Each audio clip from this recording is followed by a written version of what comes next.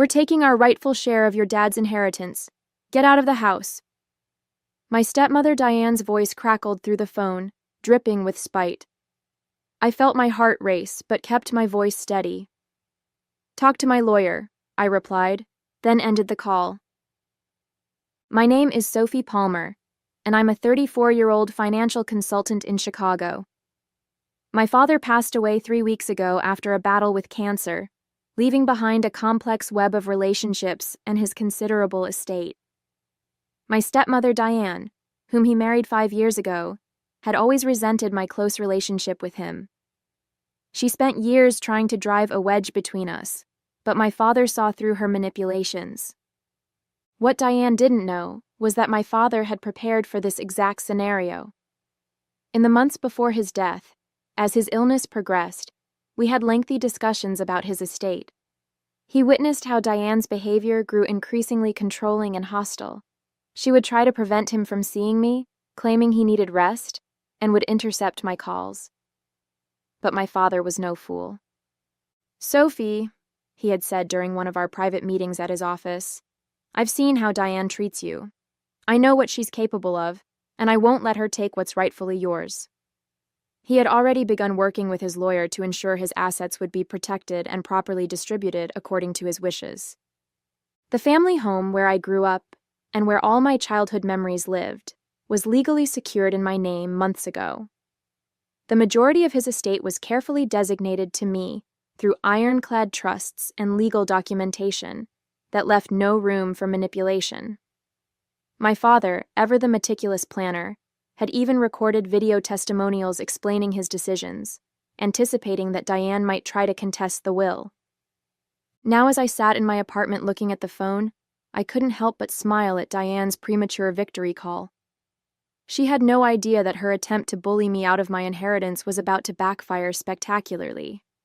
My father's lawyer would be contacting her first thing in the morning with some very unwelcome news. Sometimes, the best revenge is simply letting people's own actions lead to their downfall. I poured myself a glass of wine and opened my laptop to review the estate documents one more time. The next few days would be interesting, to say the least. I grew up watching my father build his real estate business from the ground up. After my mother passed away from breast cancer when I was 12, it was just the two of us for many years. We developed a special bond. He taught me everything he knew about business and finance, which eventually led to my career choice. Despite his busy schedule, he never missed my school events or forgot to help me with homework. Those years shaped who I am today. Everything changed when Diane entered our lives. She worked as a receptionist at one of my father's properties, and within 6 months of meeting him, they were married. I was 29 at the time, living my own life, but I noticed how quickly she tried to take control. At first, it was subtle, suggesting my father was too tired for our weekly dinners, or claiming he was too busy to take my calls. But over time, her true colors showed. Diane was 15 years younger than my father, and her spending habits were outrageous. She redecorated the entire house, erasing all traces of my mother's touch. She convinced my father to buy her expensive cars and designer clothes, claiming she needed to look the part as his wife. I watched with growing concern as she isolated him from old friends and business associates, always finding fault with anyone who didn't agree with her. My father started to see through her act about 2 years ago when his health began declining. He confided in me that he'd caught her going through his financial documents late at night and noticed her asking peculiar questions about his will and business holdings. That's when he started taking precautions. "I married her because I was lonely," he admitted to me during one of his chemotherapy sessions. "But I won't let my mistake hurt you, Sophie. You're my daughter, my legacy. Everything I built was meant for you." We spent his final months getting his affairs in order, making sure every detail was legally sound. He even recorded videos explaining his decisions, knowing Diane would try to paint me as a manipulative daughter taking advantage of a sick man. My father was always 3 steps ahead, even at the end. The weight of his trust in me, and his determination to protect me from Diane's greed, only strengthened my resolve to honor his wishes and stand my ground. As I looked through old family photos in my apartment that evening, I knew the real battle was just beginning, but I was ready. The morning after Diane's threatening call, I met with Richard, my father's longtime lawyer and friend, at his office. His face was grim but determined as he shared the latest developments. "Sophie, Diane's lawyer contacted me last night. They're planning to contest the will, claiming your father wasn't of sound mind when he made the changes," Richard explained, shuffling through a stack of papers. "But what they don't know is that we have everything on video." My father had insisted on recording every meeting where he discussed his estate plans, clearly stating his reasons and demonstrating his mental clarity. He'd even had his doctors document his cognitive state during these decisions. It was as if he knew exactly what Diane would try to do. "They're demanding an emergency hearing," Richard continued. "Diane's claiming she needs immediate access to the accounts for household maintenance. She doesn't realize all the utilities and bills have already been transferred to your name." I felt a surge of anger thinking about how Diane had treated my father in his final months, restricting his visitors, monitoring his phone calls, always hovering when I visited. But my father had outmaneuvered her, and now it was time to let his planning pay off. "When's the hearing?" I asked, already knowing this would be the turning point. "Tomorrow morning. They're pushing for speed, which will actually work in our favor. They haven't had time to fabricate any evidence, and we have everything documented." Richard smiled slightly. "Your father was brilliant, Sophie. He knew exactly what he was doing." That night I couldn't sleep. I kept thinking about my father's last days and how Diane had tried to control every aspect of his life. She'd even attempted to prevent me from seeing him in the hospital, claiming he needed rest. Little did she know that during those precious final moments, he and I had already set everything in motion. I pulled out the last birthday card he gave me, reading his message again. "Sometimes, Sophie, the best revenge is letting people trip over their own greed." Tomorrow, Diane would learn exactly what that meant. As I prepared the documents for the hearing, I felt a mix of sadness and determination. This wasn't just about the inheritance anymore. It was about honoring my father's final wishes and standing up to the woman who had tried to come between us. The morning of the hearing arrived with a tension-filled atmosphere at the courthouse. Diane sat across the aisle with her lawyer, wearing an expensive black dress and a confident smirk. She'd even brought her adult children, probably hoping to paint herself as the grieving widow surrounded by loving family. I noticed how they whispered and glanced in my direction, clearly expecting an easy victory. "Don't let them rattle you," Richard whispered as we waited for the judge. "Everything's in order. Just let the evidence speak for itself." When Diane's lawyer presented their case, it was exactly what we'd expected. He painted me as a manipulative daughter who had taken advantage of a dying man, and Diane as the devoted wife who'd given up everything to care for my father. He even had the audacity to suggest that my father's mental state had been compromised by his illness and medication. "Your Honor," he declared dramatically, "Mrs. Palmer simply wants what her husband would have wanted, for her to maintain the lifestyle they shared and to protect the family home they built together." I felt my blood boil at the word "together." Diane had spent exactly 5 years with my father, most of which she'd spent spending his money and isolating him from his friends and family. She'd contributed nothing to the business or home he'd spent 30 years building. Richard remained calm as he stood to present our evidence. "Your Honor, I have here not only the legal documentation of Mr. Palmer's wishes, but video evidence of him explicitly stating his decisions and the reasoning behind them." The courtroom fell silent as my father's face appeared on the screen. He looked tired from his illness, but his eyes were clear and determined as he spoke. "I am making these changes to my will of sound mind and body. My daughter Sophie is the rightful heir to my estate. My current wife, Diane, has been provided for adequately through her prenuptial agreement, but she will not inherit my business or family home. These belong to my daughter." I watched as Diane's smirk faltered, her face growing paler with each passing minute. Her lawyer shifted uncomfortably in his seat as more evidence was presented: the documented conversations, the medical evaluations, the meticulous paper trail my father had created. The judge sat forward, studying the documentation carefully. The medical reports confirming my father's mental clarity were particularly damaging to Diane's case. Then came the most devastating evidence: surveillance footage from my father's home office showing Diane searching through his files late at night, along with bank statements revealing suspicious transfers she'd attempted to make in the weeks before his death. Furthermore, Your Honor, Richard continued, we have evidence that Mrs. Palmer attempted to transfer significant sums from Mr. Palmer's business accounts to her personal accounts without authorization, just days before his passing. Diane's face turned from pale to crimson. Her lawyer leaned over to whisper something urgently in her ear, but she brushed him off, standing up abruptly. He promised me everything, she burst out, losing her composure completely. Sophie manipulated him against me. I deserve that house. I was his wife.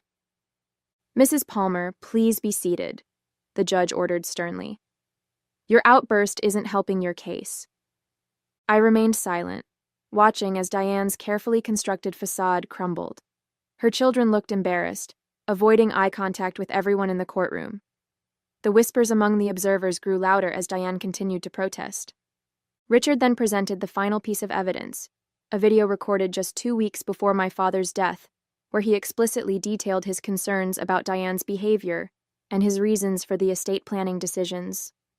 The courtroom fell silent as they watched my father, weak but clear-minded, describing how Diane had tried to isolate him and control his assets.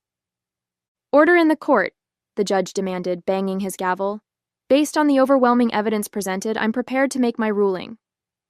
I held my breath, though I already knew we had won. The extensive preparation my father had done left no room for doubt.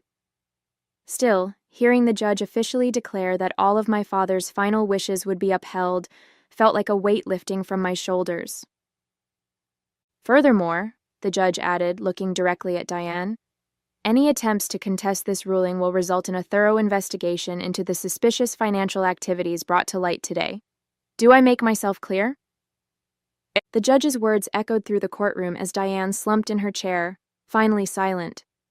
Her lawyer quickly gathered his papers, already knowing they'd lost completely.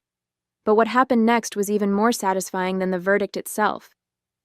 The court also orders a full audit of all financial transactions made by Mrs. Palmer during her marriage to the deceased, the judge continued.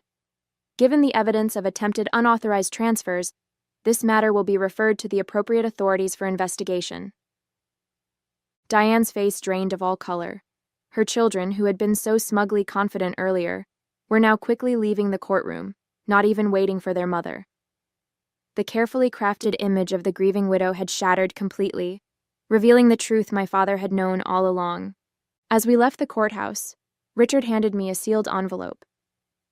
Your father asked me to give you this after the hearing, he said quietly. Inside was a letter my father had written, along with photos of us from when I was young, standing proud in front of our first real estate project together. My dearest Sophie, the letter began, if you're reading this, then everything has gone according to plan. I knew Diane would show her true colors eventually. While I regret bringing her into our lives, I never doubted your strength or intelligence. The business is yours now, everything we built together. You were always my true partner in this journey. I felt tears welling up as I read his words, but they weren't tears of sadness. My father had given me one final gift, not just the inheritance, but the satisfaction of seeing justice served. Through careful planning and foresight, he'd ensured that the truth would prevail. That evening, as I sat in my father's study, now my study, I noticed Diane's designer bag still sitting in the corner. She would need to collect her personal belongings soon, but that would be her final visit to the house that had never truly been hers. 2 weeks after the hearing, I began the process of going through my father's belongings.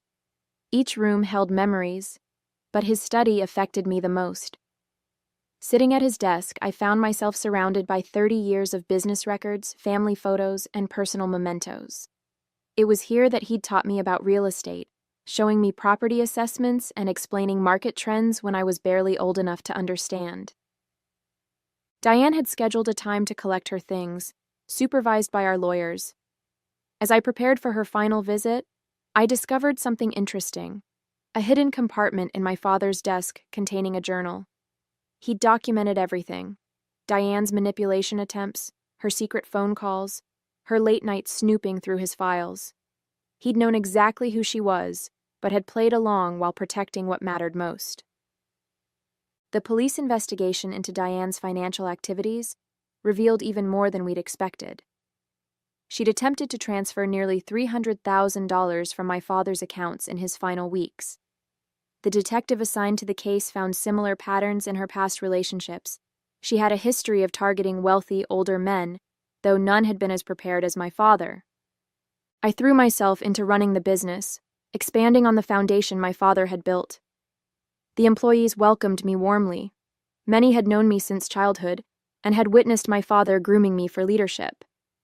They shared stories about how he'd proudly shown them photos of my college graduation, my first real estate deal, my successes. One evening, while reviewing some old contracts, I received an unexpected call from Thomas, one of Diane's children. "Sophie," he said hesitantly, I wanted to apologize.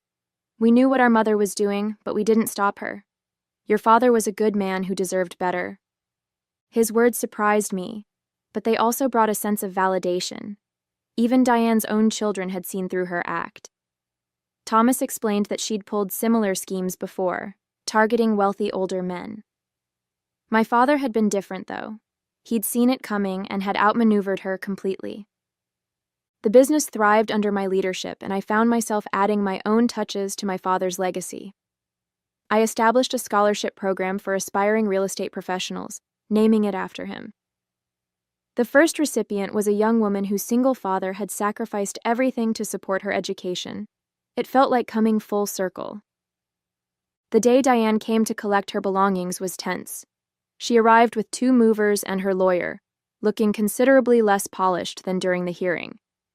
As she walked through the house, I noticed how she lingered in front of certain items, particularly the expensive decorations she'd convinced my father to buy. "You can take what you personally purchased," Richard reminded her firmly. "Everything else stays." He had a detailed inventory of what belonged to the estate. Diane's face tightened as she realized how little she could actually claim. During this final visit, I maintained my distance, working in my father's study while they packed. Through the open door, I could hear her muttering about family heirlooms, though none of them were actually hers.